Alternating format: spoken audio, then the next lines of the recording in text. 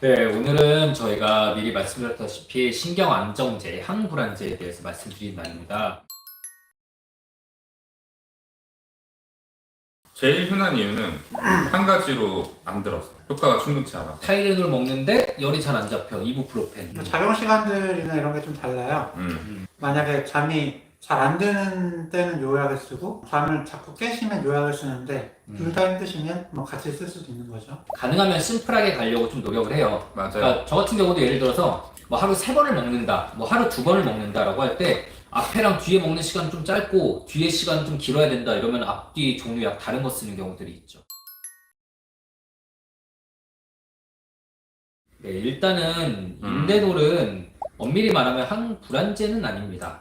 그러니까 저희가 오늘 얘기하는 신경안정제 항불안제 계열은 아닌데 신체적인 불안을 잡아주는 효과가 있어서 쓰고 있는 약이고요. 예, 얘는 사실 뇌성이나 이런 걸로부터는 좀 자유로운 맞아요. 편이죠.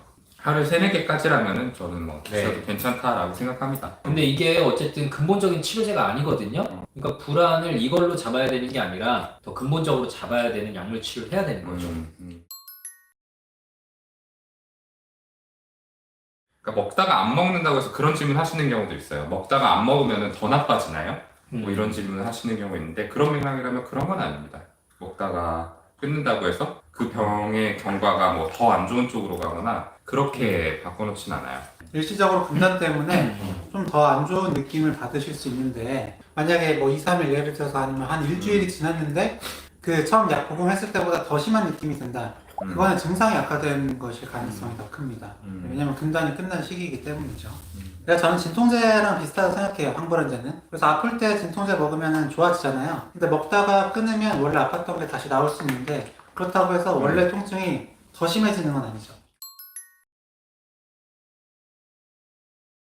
처음에 뇌 메커니즘 정상화시키는 거 그게 최종 목표인 건 사실입니다. 우울증 자체가 기억력과 집중력을 많이 떨어뜨리죠. 맞아요. 뇌 기능이 저하되니까. 근데 항불안제 신경안정제 먹으면 기억력 더 떨어진다. 근데 더 떨어지는 경우도 있어요. 근데 대부분의 케이스는 진짜 잠복했을 때예요. 근데 단기간에 이런 효과들이 있지는 않고요. 그리고 논문들을 보면 그냥 항불안제 벤조디아제핀 복용했을 때는 괜찮은데 오히려 되게 남용했을 때 그랬을 때는 좀 더 문제가 생길 수 있다. 네, 뭐 이런 것들이 있고요. 그리고 인지기능 중에서도 전체적인 인지기능은 괜찮은데 보통 이런 안정제 먹었을 때 떨어지는 부분은 속도 좀 빨리빨리 한다든지 세밀한 이런 운동을 한다든지 이런 게 좀 떨어질 수는 있겠죠. 그러니까 떨어지는 경우는 분명 있긴 있는데 생각보다 레어하고요. 대부분의 경우는 사실은 병 때문이에요. 저희가 이걸 되게 강조드리곤 하는데 근데 물론 약 때문에 인지기능이 떨어지는 경우도 있습니다. 항물제 부작용으로도 가능하고 항불안제 부작용으로도 가능한데 사람 마음이 이게 부작용으로 더 인식하고 싶어 하거든요. 사람 마음이. 그게 마음이 더 편하잖아요. 내 병 때문이라기보단 약 때문인 걸로 이렇게 돌려야지 내 마음이 더 편하잖아요. 덜 불안하니까. 그래서 사람 마음이 좀 그렇게 돌아갑니다. 무기력증, 우울증 좋아지면 원래 상태로 돌아가시겠죠. 가끔 진짜 드물지만 항불안제를 썼을 때 외려 진짜 불안감이 심해지는 케이스가 있긴 있더라고요. 네. 가끔 있죠. 네, 근데 정말 드물어요. 항물제도 가끔 있고. 어쨌든 이건 좀 안 맞는다라고 봐야 될 것 같고 불편하시겠지만 계속해서 좀 여러 가지 약들을 트라이 해보는 수밖에 없을 것 같아요. 알 수는 없죠. 저희가 뭐 감시하는 것도 아니고 알 수는 없죠. 네, 일단 처방을 본인이 받아서 가신 거를 뭐 지인한테 나눠주신다라고 하면 알 방법은 없고 그 자체가 형사처벌의 대상도 되지는 않을 것 같아요. 근데 본인을 위해서 그렇게 약을 드시는 거는 조금 주의해 주시는 게 좋겠죠. 네. 네. 간혹 있어요. 본인 안 가면서 꼭 가족이 처방받아온 거 뺏어 드시고.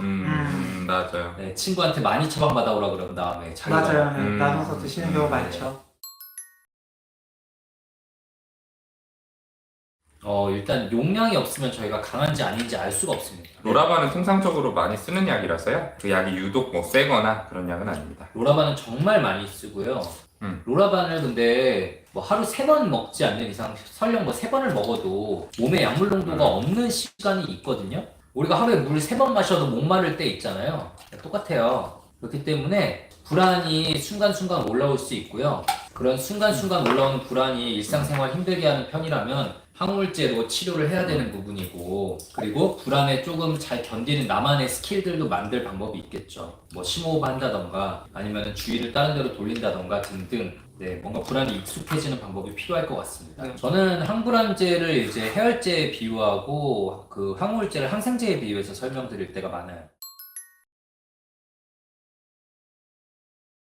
간의 영양이 장복을 하시면 사실 없지는 않은 것 같아요. 용량이 작은 경우에도 좀 시간이 지나면서 이렇게 간 수치가 올랐다라고 하시는 분들을 꽤 보게 되는 것 같습니다. 근데 되게 그게 문제가 될 정도의 범위로까지 오르는 경우는 잘 없거든요. 그래서 지방간 같은 경우는 사실 그리고 약하고 꼭 관계가 있다라고 보기는 어려운 부분일 것 같기도 해요.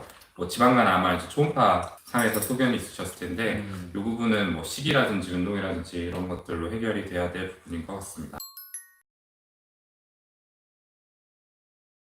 네, 뭐 도움 보시는 분들 많으시죠? 그렇긴 한데요. 수시로 힘들 때마다 복용을 하다 보면은 네. 용량이 한도 끝도 없이 늘어나기가 쉬워서 네. 네, 이렇게 좀 자주 불안을 느끼시면 규칙적으로 정해진 용량을 드시는 게 맞아요.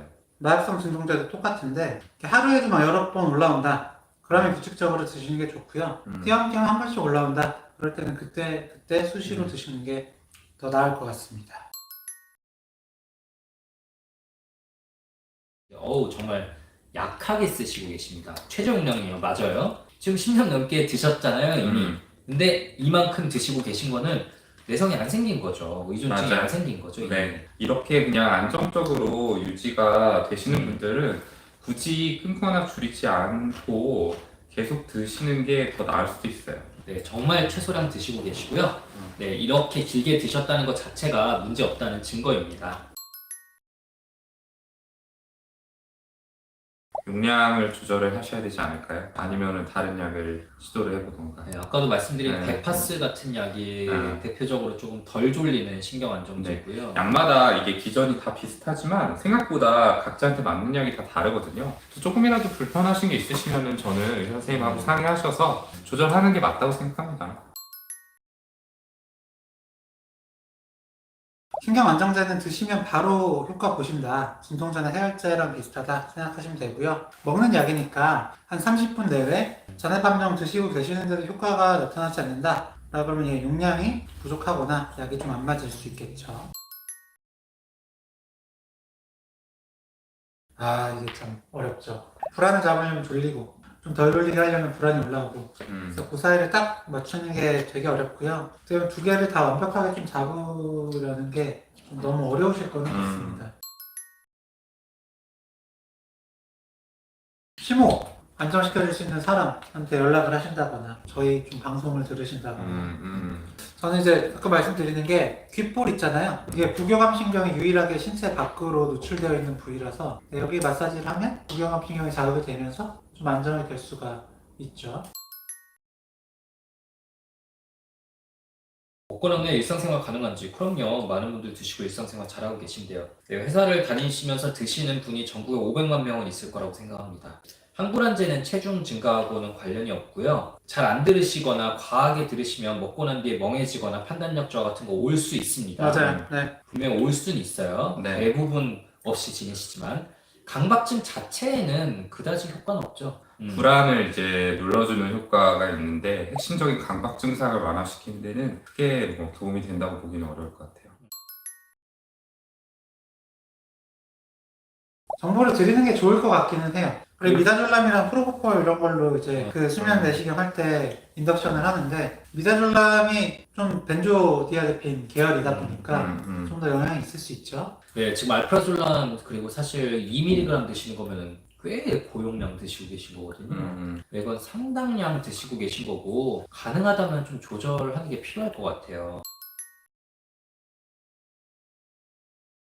저희도 이렇게 말씀드리고요. 불안과 ADHD가 동시에 있으면 불안부터 치료하는 게 원칙입니다. ADHD 치료제인 이렇게 정신각성제, 정신자극제들이 불안을 더 악화시킬 수 있어서 그렇고요. 아토목세틴 같은 ADHD 약들은 불안이 있는 분들께 좀 쓸 수 있는 약이기는 한데 그 아까 말씀드린 정신자극제, 뭐 콘서타나 메디키네 이런 애보다는 약간 효과가 좀 덜한 게 사실입니다. 저희는 셋 다 아마 졸피뎀보다는 신경안정제를 조금 네. 더 쓰는 편이고요. 왜냐하면 내성이 조금 덜 생깁니다. 졸피뎀보다. 통상적으로 졸피뎀을 더 어떤 그런 리스크가 있는 약으로 보죠. 그렇기 때문에 이제 나라에서도 날짜 제한을 두고 있는 거고요. 되게 안정제를 여러 개 썼는데 안 되셨는데 음. 졸피뎀 하나 썼더니 너무 딱 잘 맞는다. 그러면 졸피뎀을 쓸 수도 맞아요. 있을 것 같은데 음, 그렇지 않은 경우라면 일반적으로는 이렇지는 않죠. 뭔가 이유가 있겠죠? 네, 자나판과 멜라토닌 둘 다 끊으셔야 되는 약이기는 해요. 예, 원칙적으로 임신 기간에 복용할 수 있는 약은 거의 없고요. 약 없이 잘 수 있는 다른 방법들을 미리 이제 트레이닝을 좀 하셔야 됩니다. 운동도 좀 하시고 명상이나 약물 치료 외에 부가적인 방법으로 접근을 하는 수밖에 없을 것 같아요. 네. 고생하시는 경우도 있고요. 생각보다 이게 오히려 약을 끊게 되는 건강한 계기가 되는 경우도 있어요. 긍정적인 결과로 이어지시면 좋겠습니다. 네, 뭐 당연히 저도 이럴 때 말씀드리는 게 꼭 끊으시면 좋겠고요. 끊고 잘 지내는 시기가 오셨으면 좋겠고요. 그런데 마음이 편해지지 않았는데 약을 계속 먹는 거에 대한 두려움으로 약을 끊고 힘듦을 견디면서 사는 거는 제일 안 좋은 케이스라고 생각을 합니다. 네. 근데 이런 케이스에서 저는 항우울제 안 쓰시고 계시는 분들이면은 맞아요. 한번 써보자고 하거든요. 그래서 약을 좀 줄이는 걸 시도를 하는 편입니다. 항불안제가 아니라 항우울제가 조금 더 근본적인 치료에 가깝다면 가까운 거일 수 있을 것 같고요. 근데 뭐 불안이 어디에서 왔느냐라고 이렇게 접근을 한다고 하면은 상담을 통해서 뭐 과거의 트라우마라든지 뭐 불안이 형성되는 과정을 돌이켜 보는 게 좀 도움이 될 수 있겠죠. 뇌가 문제일지 심리가 문제일지 환경이 문제일지 그 셋 중에 뭐가 어떻게 엉켜 있을지 이런 것들에 대해서 좀 고민을 합니다. 고민을 해서 복합적으로 접근을 하고자 하고요. 그냥 딱 하나만 좋다라고 하는 쪽은 좀 사이비인 경우들이 많아요. 보통 괜찮긴 한데 이야기하시는 게 좋겠죠. 이게 문제가 되지 않을 정도로 드시는 걸 수도 있고 좀 문제가 될 수 있는 정도로 드시는 걸 수도 있어서 어쨌든 오래 먹으면 못 끝나요. 요 부분 중독성, 의존성을 걱정하시는 만큼 혹시 남용이 될 수도 있는 부분은 주치의 선생님과 상담을 권유드립니다. 어떻게 해야 될까요? 일단은 아티반일 것 같아요. 왜냐하면은 저희가 알코올 환자분들한테 처방을 해드리죠. 간 손상이 있어도 이제 대사에 영향을 좀 제일 덜 받기도 하고 덜 주기도 하는 약이라서 그러한데요. 다음날 정도의 복용을 하면은 대부분의 약들이 큰 문제를 일으키지는 않는 것 같아요. 이미 어느 정도 술이 깨시고 난 상태에서는 뭐 약 복용하신다고 해서 더 뭐 부작용이 생기거나 손상이 가거나 그렇지는 않을 것 같습니다. 오히려 술 마시고 다음날 네. 힘들 때, 금단 때문에 힘드실 때 안정제를 써요. 이럴 때 해장술을 드시는 분들도 있는데 그러면 이제 정말 위험해지는 거죠. 술이랑 안정제를 드시면 술을 되게 많이 먹는 효과예요. 시너지. 네, 그래서 막 기억이 안 난 상태에서 뭔가 행동을 하신다든지 네, 넘어져서 다치신다든지 이런 문제가 있을 수 있어서 그래서 좀 드시지 말라고 합니다. 사람마다 다르긴 한데 당연히 정답은 없지만 저는 약 없이 너무 힘들지 않게 견딜 수 있다면 견뎌보시는 거, 몸이 좀 적응하는 거, 이래도 나에게 별다른 일이 일어나지 않았구나, 잘 넘어갔구나 라고 경험해보시는 게 되게 중요하고요. 꼭 말씀드리는 게 불안 증상이나 공황 증상이 왔을 때 그게 왔다, 또 왔다, 나 너무 힘들다에 포커싱 하면은 더 힘들어요. 근데 생각해보면은 그게 왔지만 나는 아무렇지 않았고 지금 그냥 멀쩡하게 살고 있다. 결국은 그냥 잘 지나갔다. 다시 와도 이렇게 걱정할 일 아니다. 라는 쪽으로 포커싱을 해야 되거든요. 네, 그래서 왔지만 또 잘 넘어갔네 약 없이도 이렇게 일부러 생각해 보시는 게 필요합니다. 네, 오늘도 진짜 이렇게 끝나갈 때까지 150분 넘게 함께 해주셔서 너무너무 감사하고요. 감사합니다. 다음 라이브 때 더 뭔가 유익한 주제 가지고 돌아올 거고 네, 그러면 마무리해 보죠. 네, 감사합니다. 감사합니다. 감사합니다. 오늘 영상 조금이라도 재밌고 유익하셨다면 구독, 네, 좋아요. 댓글 쓰기, 알림 설정까지 네, 꼭 부탁드립니다. 감사합니다. 감사합니다.